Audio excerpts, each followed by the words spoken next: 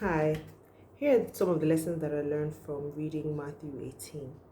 Now, the argument and consequent question to Jesus by his disciples regarding greatness, I believe, probably stemmed from the special treatment that they felt like he was giving to Peter, James, and John.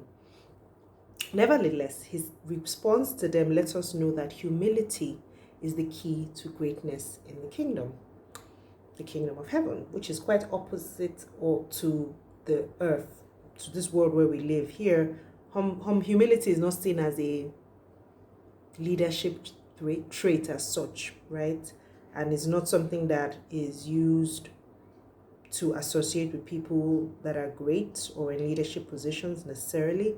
But in the kingdom of heaven, humility is so key that Jesus even used children as an illustration of how we must accept the kingdom. Jesus urged the disciples using hyperbole to avoid sin completely. When he said, he was using that to tell them to avoid temptation that leads to sin. I beg your pardon.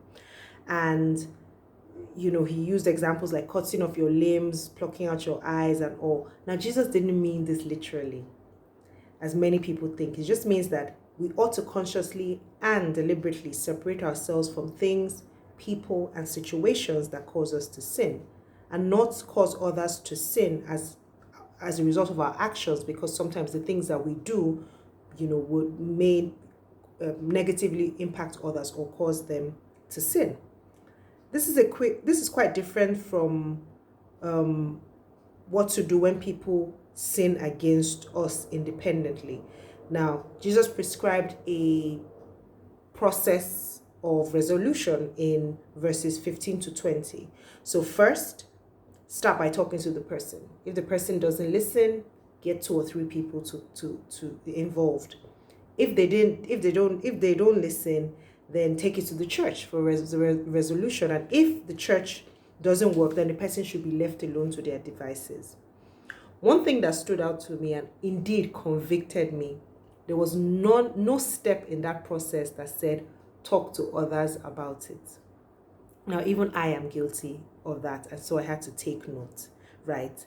And it was a huge lesson for me. And by the way, the final step, when he said when I said leave them to their devices, it doesn't mean vilifying or excommunicating the person.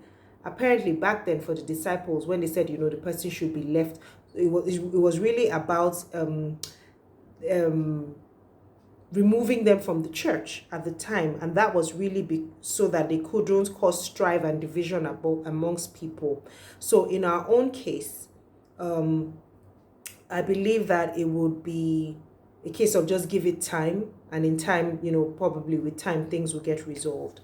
In the midst of all this, Jesus gives recommendations for forgiveness. He asks us to forgive and keep on forgiving.